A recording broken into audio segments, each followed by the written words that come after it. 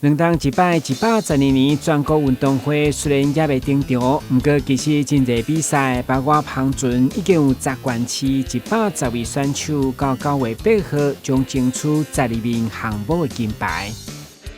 另外，水上比赛蜻蜓刘妍婷嘛渴望挑战全运会金牌连霸。市府就予各县市精英选手伫优质的场地来车拼，向中央争取1亿7000多万所整建的14处场馆已经全面升级。10分将赢者来自各县市的运动员甲观赛民众，予全国看见运动高度的活力，嘛邀请民众做回来为台南的选手加油。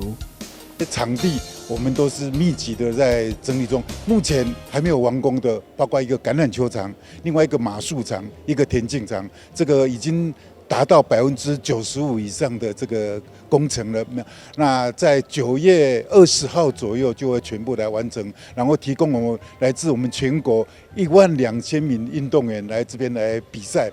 一日当后，台南再次申办全国运动会，为了炒热宣传的气氛，市府特别邀请北美市台南的男篮来担任宣传大赛，用以接棒啦啦队的青春舞蹈来为选手加油。非常的开心，而且每次下来台南开记者会，都有种回家的感觉，就是觉得非常的开心，然后也非常荣幸能够担任全运会的大使。希望大家可以多多关注选手在场上的表现，然后为他们加油。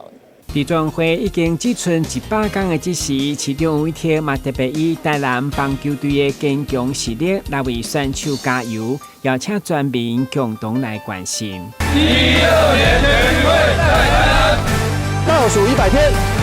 全运会是培育亚运甲奥运选手的摇篮，今年台南，明年巴黎，台南已经做好充分的准备。112年全国运动会10月2日将在台南开幕。台南新闻军事综合采访报道。